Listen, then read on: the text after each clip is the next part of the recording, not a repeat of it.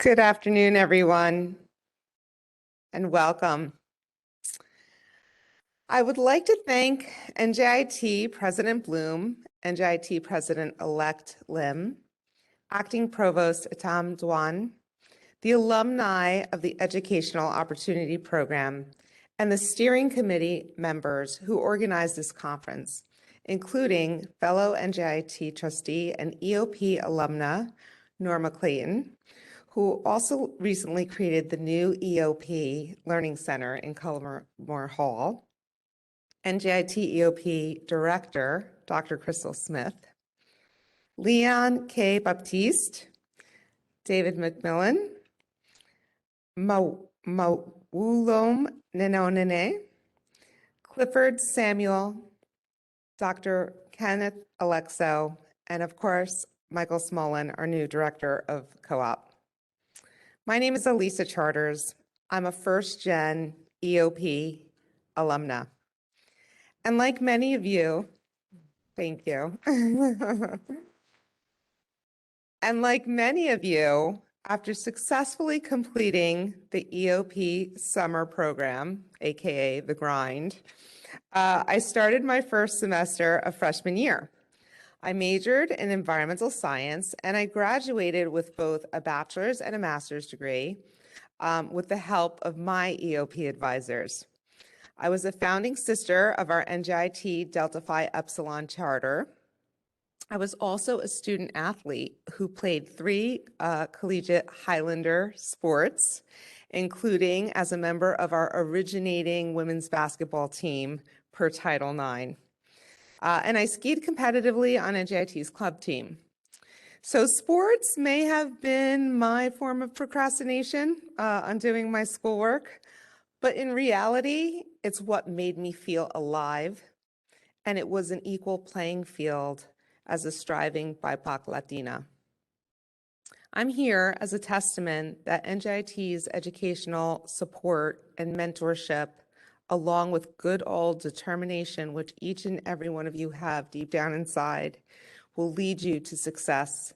Standing before you today as an NJIT board trustee, I have great confidence in each and every one of you. You're going to reach your dreams. You're going to reach your aspirations. Thank you for allowing me to share some of my journey. I am profoundly honored and delighted to introduce our keynote visitor and speaker, Ms. Corey Pauling. She's the Senior Vice President, Chief Diversity and Inclusion Officer, and Head of Corporate Social Responsibility of TIAA. We also thank TIAA for being a great partner to NJIT in offering our 200+ university members retirement planning. Before I highlight many of the impactful accomplishments, and there are so many, I think it's important to share key aspects of Ms. Pauling's life journey that many of us may relate to. She was a first gen to attend college. She was raised in an urban city of Detroit, which I can imagine presented unique life challenges, many of which we all have experienced as well. She had a very strong figure in her life. It was her mother, and who mentored her to build resilience and navigate towards higher education, and ultimately achieving terrific career with impact. Because I'm biased with the sports, I have to note that Ms. Pauling is incredibly tough. Clearly she has tenacity and toughness, mental toughness, because she is a 14-time marathoner and is training for her second Boston Marathon. It's just incredible. Yeah, definitely a round of applause. And because this is the last week of Women's History Month, I want to highlight that in February, Ms. Pauling announced a $1.5 million commitment to the Women's Sports Foundation to support TIAA's Retirement Inequality Initiative on the Big Ten Network during the anniversary of Title IX.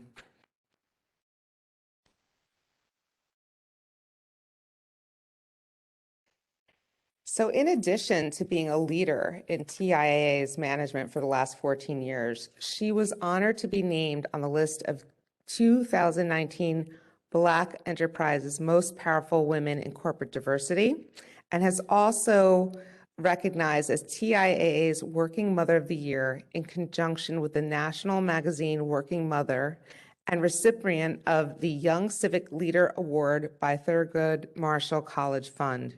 She's a graduate of Charlotte's groundbreaking Leadership Development Institute. She's also served on the Board of Governors of North Carolina's Bar Association and as chair of its 500 attorney labor and employment law section. Among other leadership posts, she served as a committee chair for the Board of Directors for the Levine Museum of the New South, and a member of Charlotte's Arts and Science Council Advisory Committee and co-chair of the Mecklenburg County Bar's Diversity and Inclusion Committee. At TIAA, she was instrumental in the launch of the D&I function over 10 years ago. And we talked a little bit about this, and 10 years ago, it could have been pretty tough to be a leader in the space. And clearly she had the tenacity there as well. And she served as a primary legal and business advisor, thought leader in the area since that time. In her prior role, Ms. Pauling held the position of Senior Director, Associate General Counsel in the Employment Benefits and Labor Law Group, in which she provided counseling, training, risk assessment, and other support to the TIAA executives.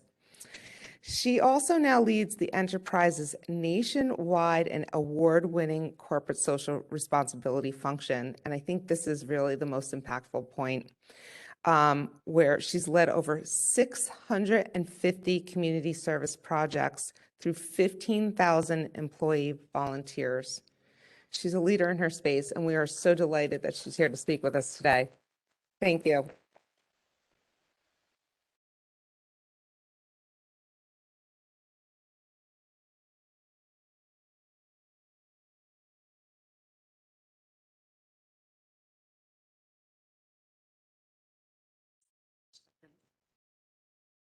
Thank you. Thank you. I listen to introductions of people that have done great things, and it goes without fail that when I'm introduced to talk on a panel or in a situation for an event like this, I pinch myself and say, well, who are they talking about? Because as I think about my life journey, and we'll talk about that a bit today, what I want to say to the students here is, you're going to be in this space. When I was in college, when I was approaching college, when I was in law school, there are times where, I didn't know what was around the corner. There are times where I failed, flat out failed. And so when I have the honor and the privilege of speaking to you to encourage you today, I first want to say that an introduction that takes that long and has that many things in it is something that I never thought possible either. And so let's start with that you are in seats now that will propel you to places where you can be of impact and where you can be the change and give back. So let's start there with this message. And I hopefully by the end of the program today, you will say this with me. I want you to take away today 3 words. The 3 words are, you got this. Even when you don't believe that you got this, you got this. So at the end of this presentation, at the end of my remarks today, I want you to feel that. I want you to know that based on my life experience and some of the things that I've learned. You got this. When I say you got this, I want to deconstruct the term you, Y-O-U, and talk about what that means. The why is you. It is in you. It is in you. You are talented. You are hardworking. You are good. It is in you to overcome obstacles, to achieve, to learn, to grow, and to give back. The O for NYOU, others. There are others around you that you will need to help you. Nothing is done by yourself. Even when you don't ask for help, you are being helped by someone. So that O is for others. One of the others here is NJIT. I've learned so much today, wonderful things about this organization that I frankly did not know, that really make me appreciate the impact that is being had in this community. One of the things that I thought was extremely forward-looking and just downright cool is your school is teaching teachers how to teach in public schools where you may have come from. Your school is making that investment. That says a whole lot.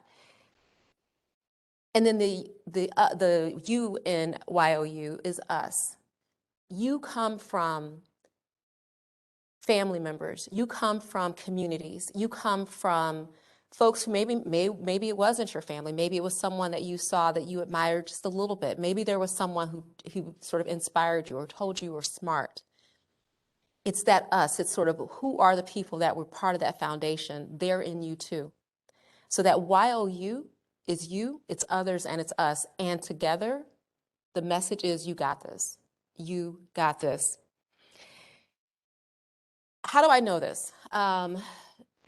Elisa shared a number of things about my background, and I will go into detail on that in just a moment. But how do I know this? And the answer is because I was you. It doesn't feel like it was, I'm 51, it does not feel like it was that many years ago. But I am first gen. I am the first college graduate in my family. I come up from a family that were migrants in the way that they fled Mississippi. My grandparents fled Mississippi because my grandfather had to leave, facing violence. I was also raised to get a, quote, good job. I was told to get a good job. I had to go to school and I had to get a good job. I didn't know what that was, but I was raised to get a good job. These are things that maybe you can reflect on and you can identify with.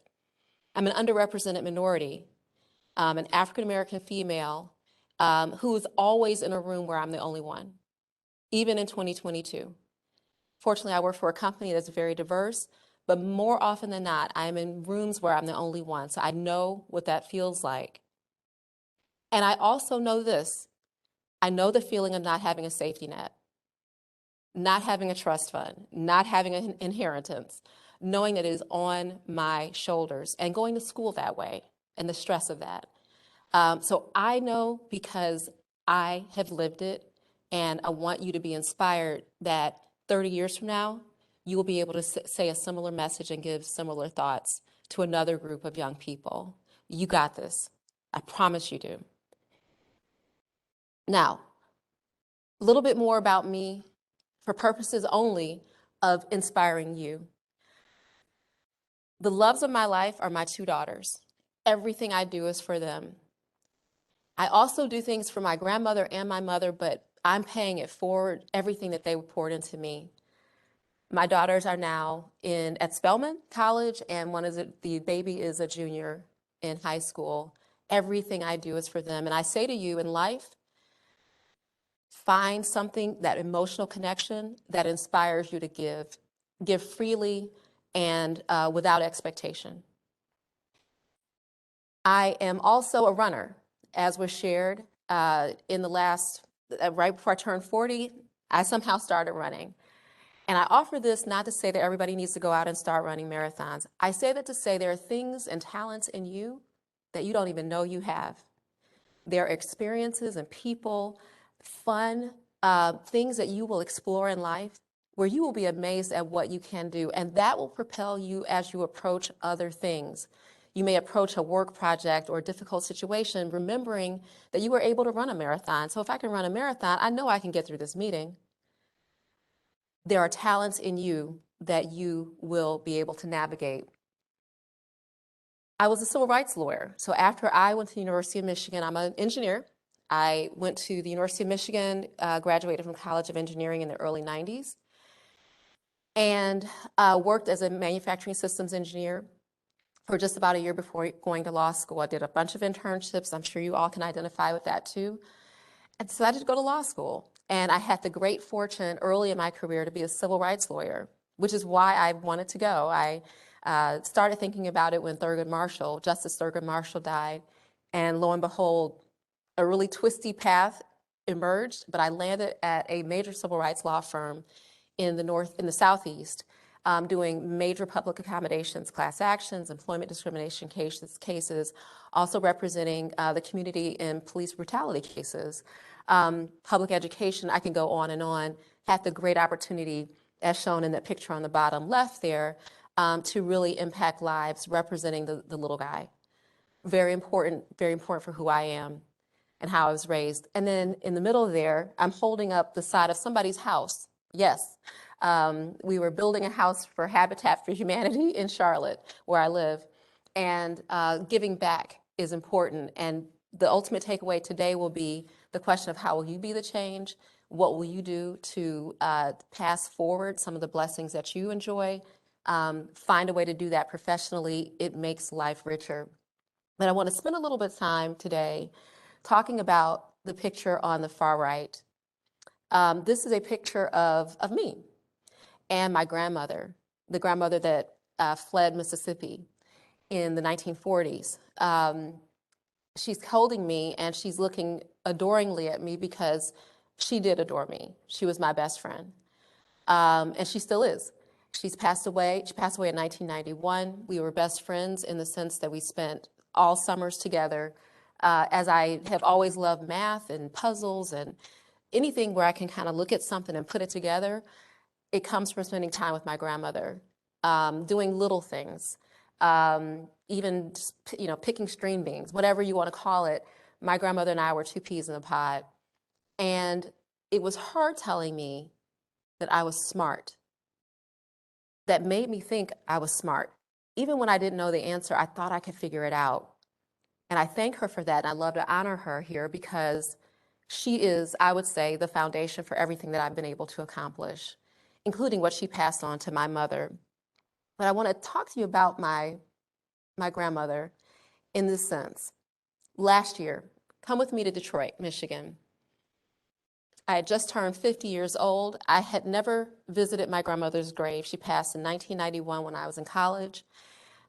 She passed on an evening where she had asked me to spend the night at her home, and I told her that I could not, that I would come on Friday. She passed away that night. Every time I tell that story, I almost want to cry. She did hear me say, I love her, that I love you, as her last words. But I had never visited her grave because I did not want to remember her that way. So fast forward literally 30 years, I decided that when I went home last February 2021, that I was going to find my grandmother's grave and thank her while I was there. So I'm at the cemetery and I am walking around. I'm looking for her tombstone. In Detroit, the condition of the cemetery was pretty bad. I was upset about that my grandmother was buried there, that I had not been more responsible for just taking care of her in her passing. There was trash at different places. It was snow and debris. There's, overgrown shrubbery. This is an abandoned auto plant that was right on the other side of it. There is this Cheez-Its wrapper, this goldfish wrapper that was like right there. As I got out of as I was walking around a bit, I was just sort of having this whole range of emotions, guilt, all this sort of stuff, just upset. And really wanting to find my grandmother's grave. This was a winter day in Detroit. It was cold, and I didn't know where she was. I literally walked around for an hour trying to find her, and one of my aunts eventually came to help me. And we walked around together trying to find it as it was covered up by snow and debris. I stopped for a moment, and I felt the sunshine on the left side of my face. And at this point, I knew I was going to have to go soon, and I said to myself, Corey, she knows you're here. She knows your heart. Just say thank you right here. I felt the sunshine on my face, and something made me look to the right. And as I had learned, there was debris covering up all the names, these tombstones and things. And there were leaves in that Cheez-Its or that goldfish wrapper that I had seen when I first got there. It was right there. It was on top of like a pile of leaves. And I walked over to the wrapper and I moved the leaves and the wrapper with my foot. And what do I see? The first thing I saw was 1991. And I start moving with my foot even faster. I'm thinking, is this my grandmother? And then I saw MAE. Her name was Clara May Meeks. And at this point, I start moving it all around, and I found my grandmother, and I got to say thank you in the way that I needed to after 30 years of not having been to her grave site. I had a moment with her to give back some of the thanks, just a little bit of what I had not for 3 decades done. What's the message here for you? The message here for you is this. In many respects, we know what it feels like to be overlooked, counted out, not recognized. And even for me in the diversity space, I know better than to look at something, the packaging of something, and disregard it.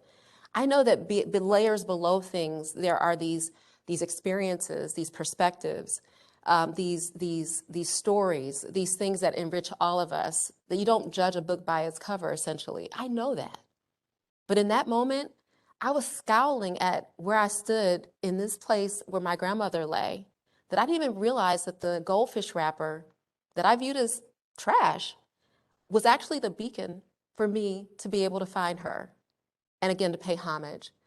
We can't let packaging, we can't let sort of the outer exterior of things be the ultimate judge of value.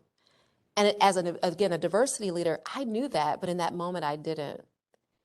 At TIAA, we talk about the influences around the world, situations where people are not recognized, people are undermined, they are discriminated against, they are harassed.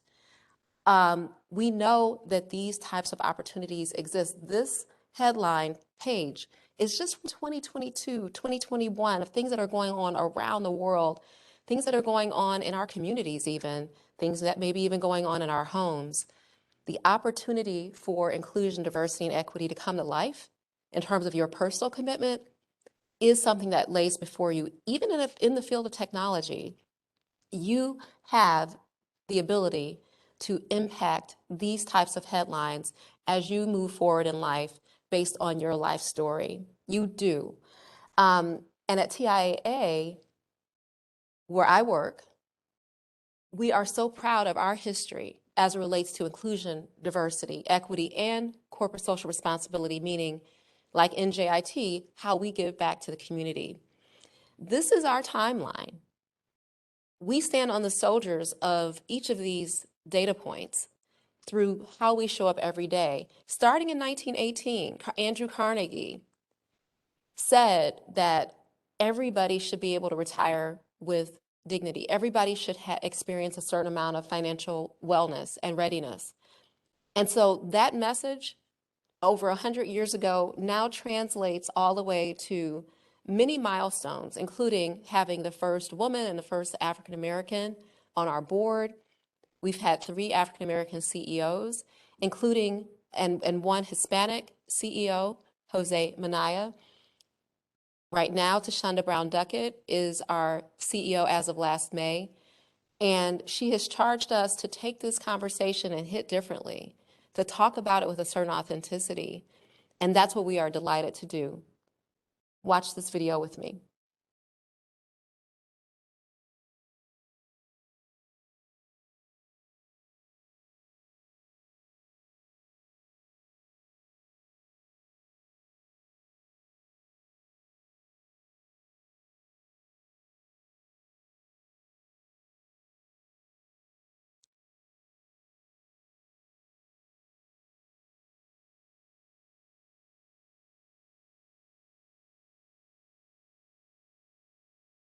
And we'll get there.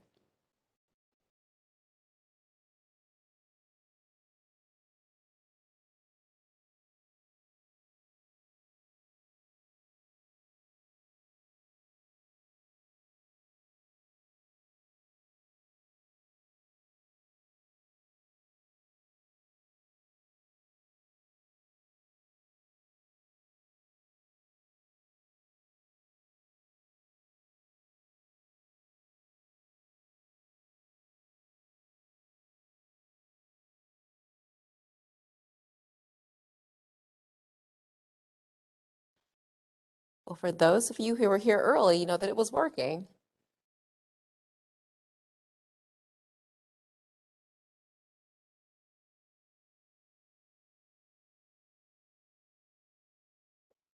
That's a good sign.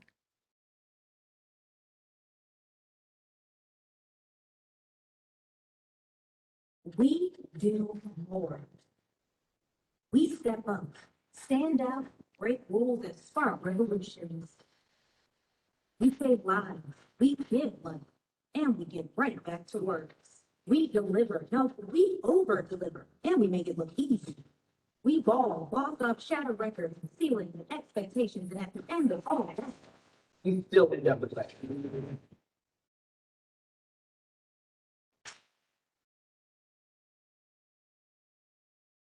So that's an important message for financial services, but it hits differently, right? Oop. But it hits differently, right? And the message is inclusion, diversity, equity applies to this generation, to each of you. You are in a place where you're already getting that quote, good job through that great degree. And you're going to be able to take care of yourself and your families in ways that perhaps has not been done, perhaps. But you're going to do it with a certain focus on financial readiness, because that pay gap that women experience today, even today, 2022, for someone who's 25 years old, someone who's 50 years old, is something that you're going to tackle, and we're making a personal commitment as a company to doing that. Just here is an overview of some of the things that we committed to in 2021 by the numbers. I will not go through all of those because I want to hear your questions, but this is part of our sustained commitment for what we do both internally and externally. And what I want to do is leave you with this message. Do one thing to be the change. Do one thing to be the change. What is the one thing that you can do? Thinking about your own life experience, thinking about the people who have helped you along, even when you didn't ask. Think about when you failed and then figured it out. Think about when there's a young person that you see looking at you studying, or maybe it's a young cousin or sibling who's proud of you and admires you. You're their role model. Are you going to be the change for them? And the answer has to be yes. Because why? And say this with me. You,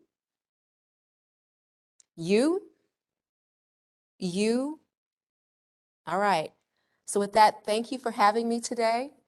I am very glad to take any questions, any thoughts. I really want to hear from the young folks who are in school today, because, again, 20 years from now, you're going to look back and say, has it really been 20 years? And the answer may be yes. And hopefully you're looking at another set of young folks who are looking up to you, and you can say that one thing that helps them take that next test or get through the day or whatever it is that they need in that moment. I hope I've delivered some of that to you today through my personal journey, but would love to hear from you in terms of any questions that you have for me. Thank you. Those folks, please raise your hand and I'll come up with a microphone.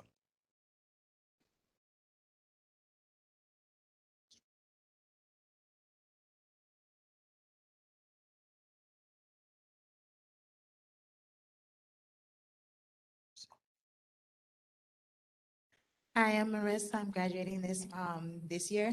Congratulations. Thanks. My question would be, what is the one thing you enjoy the most in your job as a diversity and inclusion and equality vice president?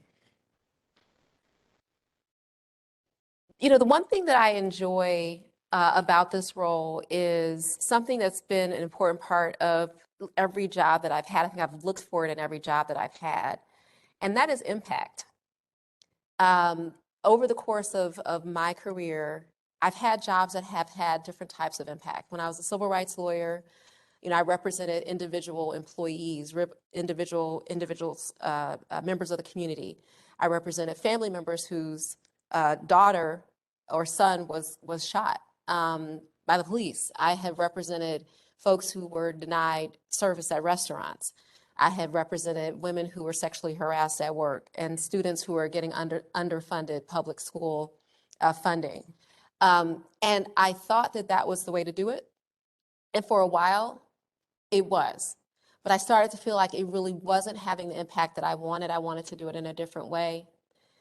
And as I sort of went in new directions as a lawyer, it dawned on me once an opportunity in the inclusion space presented that I actually had the opportunity to be more impactful than ever through this work, because in my role and at my level of leadership, I'm able to influence an entire workforce's experience, and I'm also able to influence in the community, and then have opportunities to speak to wonderful, beautiful young women like yourself, to either be hopefully the voice of an inspiring word, or maybe to say something that sparks a career interest. Sometimes what I advise or do leads to a new policy, a new initiative in the community. You saw that breakdown of some of the statistics about how we have engaged with the community as a company. You know, every book that we donate through some of our corporate social responsibility activities goes to the hands of a child who needs it. So for me, impact is what I like about what I do now. Never thought I would not be a lawyer. I really like being a lawyer. But in this work, I still get to do that on a level, but I get to do it with big, big impact and influence. I also have the benefit of working for a company that really cares about inclusion, diversity, and equity. You don't always find that. We really take it to heart. You saw that ad. We're building an entire brand campaign around an inclusion principle, which is the women's pay gap.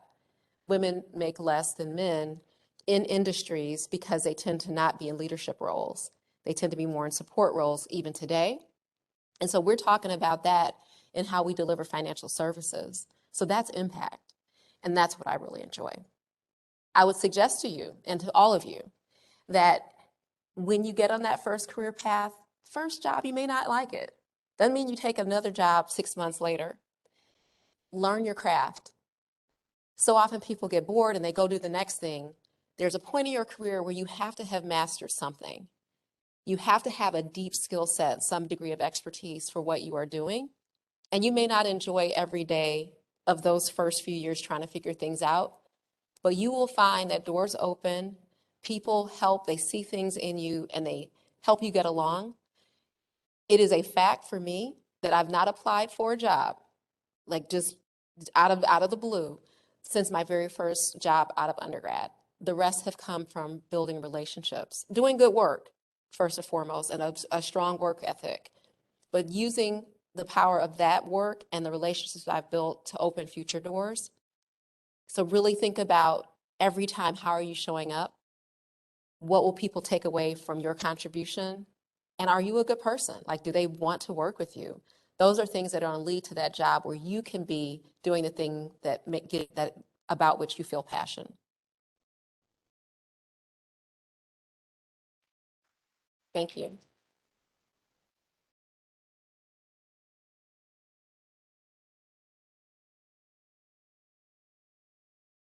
Hello, ma'am. My name is Dhavaldeep Patania. I'm a master's student and I'll be graduating in May. Very nice. Firstly, respectfully, I wanted to add something to your speech. So there's this very beautiful line in the Indian cinema that there are only two entities in the world which can give birth or which can give life.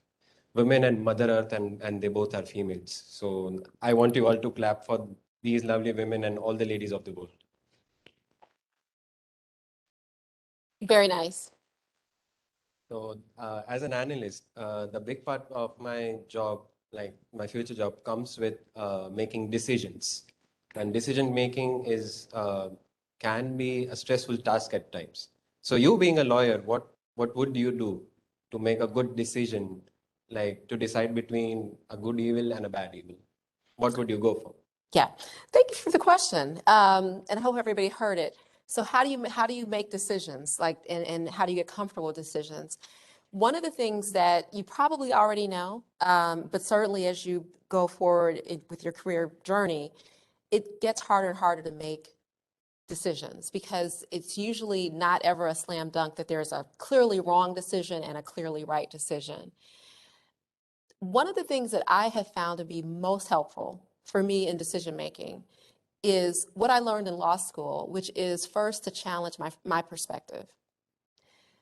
In your first year of law school, you spend the entire first semester learning to write your first brief, and you're given a topic, an issue where there are two sides, maybe two or three sides, and you're given one issue and one side to write on and advocate for. You study, you write and you write, you research, you read cases, all this, and you write your first brief based on that one perspective.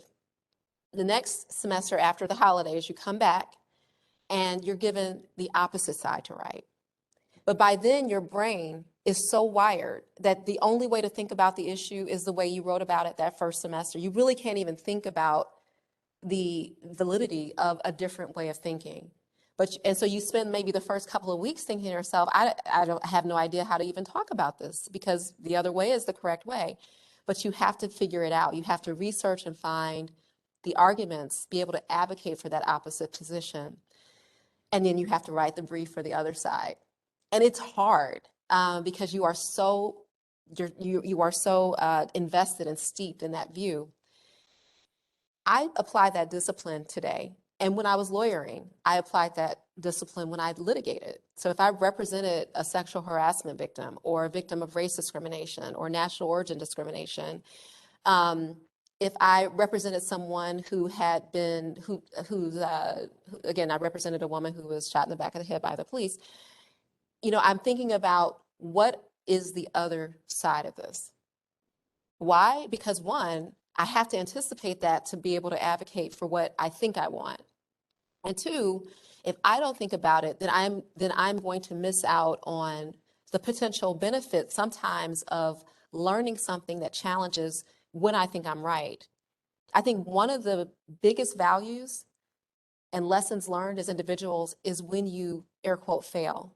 I honestly do.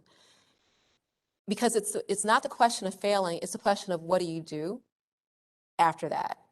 If you figure out what you got wrong and what you didn't know, that's more important than the 20 things that you got right. When you're studying for the bar exam, you can do all these practice tests and get a certain number of questions right. It's the questions wrong that you want to go back to and understand what was it that I was missing. So for me, when I am making decisions and trying to influence priorities within my organization, the first thing I try to understand are what are the perspectives, so that I don't go in thinking I got it just right. And I try to engage people in arriving at the decision together, because one of the things I've learned, and I'm still learning, is that people don't like to be told what the decision is. You want to be the type of leader who helps people arrive at the decision together. And you do that by engaging them for their insights on what should be done and helping kind of filter to the outcome. So that's how I make decisions. I challenge my perspective. I want to know what the other side of the story is. I want to talk to people who play a role in it or who will be impacted by it. And I don't want to ever be in a situation where I'm saying, this is it, I'm not listening to anybody else, because you want followership as a leader, and it doesn't come by telling people what to do. So good decision-making doesn't feel like decision-making. It feels like consensus building almost. And that's where you can be most impactful, because at the end of the day, as I said, you got this, but part of the you is others. And you have to bring other people along with you, because you cannot do things by yourself.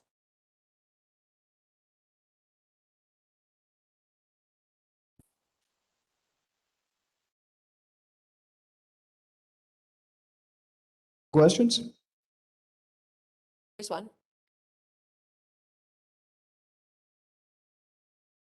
Oh, and while I'm answering that question too, the other thing, data. So you're an analyst?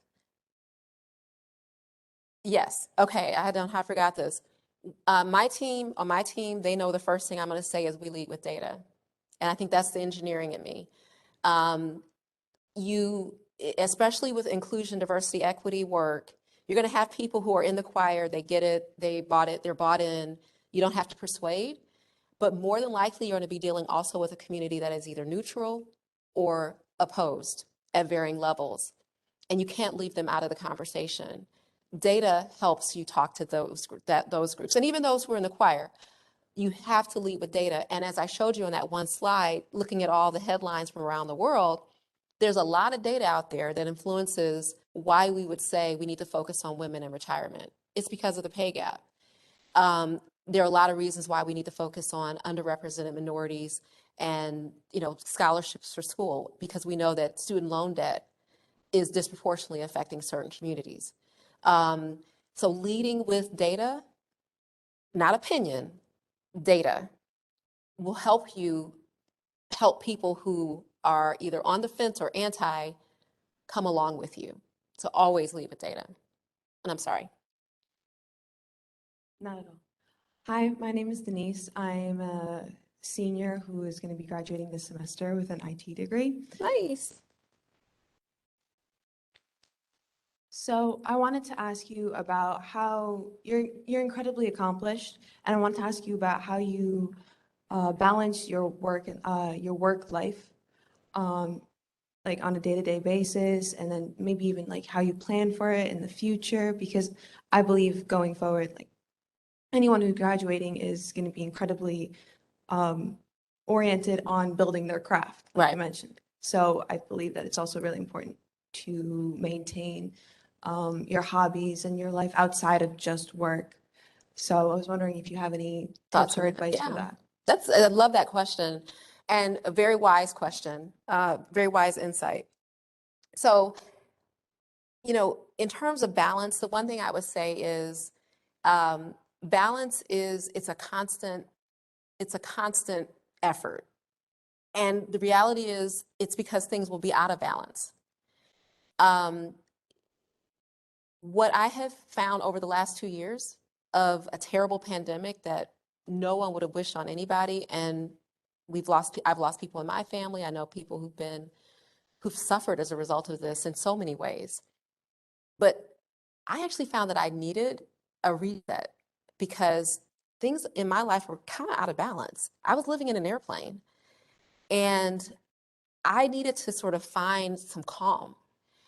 So the first thing I would say to you is, in your life, as you start your career, it doesn't have to be running, but whatever it is that you kind of like or interested in, curious about, find a place for that in your life, because you need those sorts of outlets that give you peace, allow you to meditate, maybe give you some time to be alone, maybe some time outside in the air, in sunshine, not so much today, but you need these types of outlets to help you recharge, to help you sort of clear your head, come up with great ideas. For me, it's running.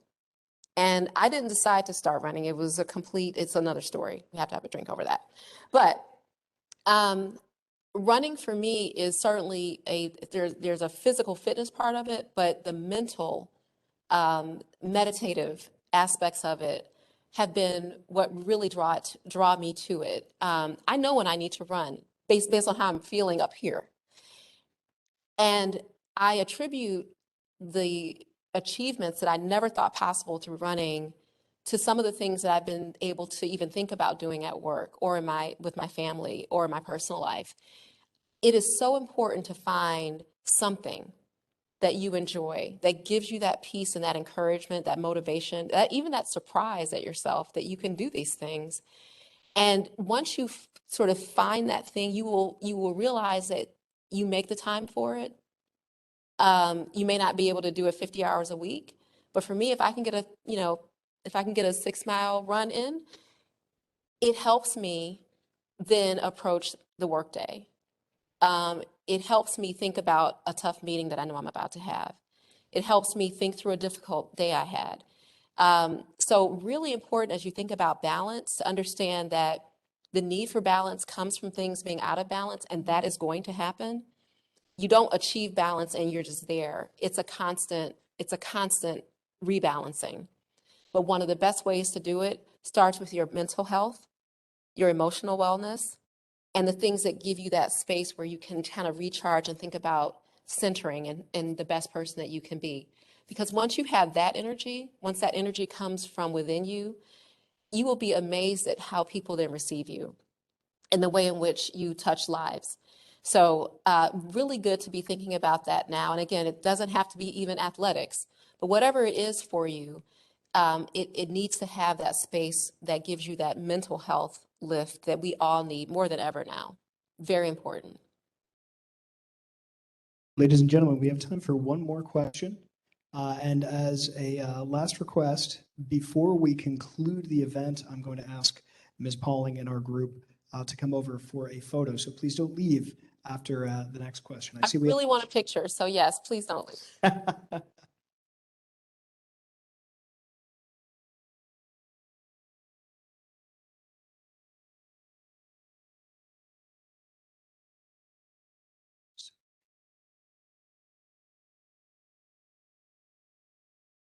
Hello, my name is Madison, Hi, Madison. and I'm a freshman in forensic science. Nice. And so with my career, I want to become a medical examiner. And so that works with law enforcement. And so as being a woman of color and a Black woman, working with a law enforcement, because it's always conflicted me because of how 50-50 I could be making a new step into the world, or I could backtrack. And so having that, how being a woman of color and working for law enforcement, is it conflicting?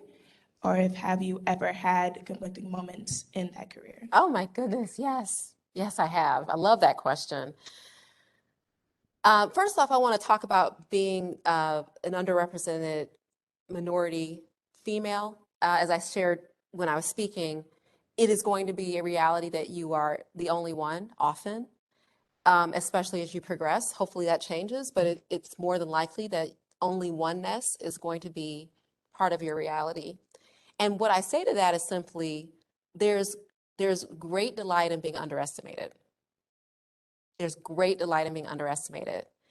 And the sponsors and mentors and supporters that you can garner from demonstrating what you bring to the table and the perspective that you have that is different, it will propel you.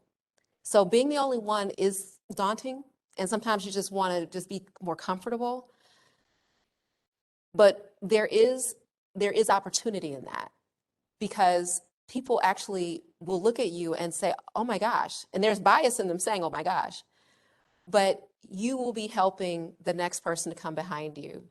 And that's part of the impact that I talked about. Now, with respect to feeling like you are in a position where perhaps you don't feel like you're on the right side of the issue, or you're really not supporting your community's interest, remember what I said about my law school, my legal career. I did civil rights work for a number of years. I'm a partner at the civil rights firm, and I litigated all sorts of cases. I was power to the people, power to the people. I wanted to represent anybody who was, left out, not treated right. That was my case. And then 7 years into it, I started realizing that the impact that I thought I was making was actually a little bit limited, because one lawsuit might have an impact, but it also might not. It might have an impact for my client, but it wasn't having this mega impact. And so I made the decision to actually go to a major international law firm representing employers. So I switched sides. I went from being a civil rights lawyer to being an employment defense lawyer, which is treason. I mean, it is tantamount to treason in that community. Think about it. You go from representing the victim of sexual harassment or race discrimination to defending a company that is accused of that. And what I realized, and talk about balance, what I realized that I had to make a very difficult decision personally for me in terms of my career trajectory. I knew that the longer I stayed in the civil rights practice, the more I would be in a civil rights practice for the rest of my career. And so one of the things I would say to each of you is be unapologetic about your career journey and going for that next thing. Unapologetic about seeking out the next opportunity prudently. So don't jump around jobs, but think about what gets me to where I think I want to go and go for that. You got this. But when I made that decision to go from civil rights practice to a major labor and employment law defense firm, I did it with the same trepidation that you have, which is, am I selling out? Am I giving up? Am I not going to be helping? And what I feared is that I would get that one case as a defense lawyer where I was going to have to sort of represent an issue that I didn't believe in. I was going to have to say, oh, this person wasn't discriminating. They just used the N-word one time. You know, I could not see myself verbalizing that as a lawyer. And I feared the case that I would get where I would be in that type of situation. But what I knew is that I had to do the defense work to get where I actually knew I wanted to go by that time. Where I wanted to go is I wanted to be an in-house lawyer. I wanted to work for a company as corporate counsel, labor and employment in-house because of that whole impact thing. And I couldn't get from civil rights work to being a corporate in-house attorney without that badge that said I needed to have employment defense work and a big firm name on my resume. So sometimes you have to make these decisions that feel, it's not a straight line. It might feel like this, like, you know, the jungle gym versus the ladder. And if you're strategic about it and you know what the goal is and you have enough experience to know what you need to get there, sometimes decisions like this are just strategic. And I'm glad I did it because one, I would not have been able to work at I would not have been hired by TIAA probably had I not had that extra step in terms of my lawyering experience. But by the time I got to TIAA and became that corporate counsel, what I brought to the table was a perspective that other lawyers in the law department didn't have. I had the perspective of actually representing companies and employees, which had the effect of helping TIAA as an organization think about things, or through my advice, think about it from the employee's perspective. This policy or this issue, whatever's come up, think about it from the employee's perspective. It's not just about managers. The manager is going to say this, employees are going to say that. There's value in both. So it's, again, that idea of competing perspectives that we talked about in decision making. So what I brought to the table was not only my own experience, my life story, but I brought that range of professional experience that really helped, I believe, the organization think about how it could be a better workforce for an entire group of associates and colleagues that then helped me be impactful in the way that I wanted. So don't kick yourself if you find that you're in a space where it doesn't feel like you're on the right side of the issue. Sometimes it's a necessary step, and sometimes you will get in that space and you'll realize it's not quite as bad as you thought it would be. In fact, you are actually able to be more impactful than you ever thought possible. And as I said, now that I've been on both sides of the employment law table and been an in-house lawyer for 12 years, it positioned me to be able to be the leader of an inclusion, diversity, equity function globally. So now my impact is felt around the world, everywhere that TIAA does business, and the communities where we work and live. So again, don't necessarily think that because you're doing one thing, you have to just be on one side of it. You really do want to challenge yourself to think about that other experience, that other perspective, because you'd be surprised at what you learn and what you bring to the table.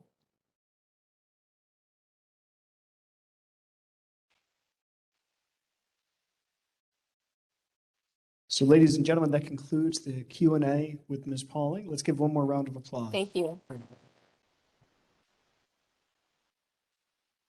And now if I can ask everyone to come to the back, we're going to position everyone over here. We do want to get that classic group shot. We are thrilled and very proud to welcome Ms. Pauling here. So I will ask everyone to please come over by me in the back of the room here. We're going to line up. We're going to take that shot. And for those members of the steering committee, please do come forward. We're going to line you up next to Ms. Pauling. So if everyone could come to the back of the room here. And as you're coming, let me also say, this is the beginning, not the end of the EOP mini conference. There will be a panel discussion at 4 p.m. And for any questions that you have for Ms. Pauling, please do feel free to connect with her on LinkedIn. Please do feel free to send those questions to us and we will forward them on to her. So please come back this way. We're going to line up here. All right, students. We're going to line this way. And I'm doing this so we get the best lighting. All right, folks.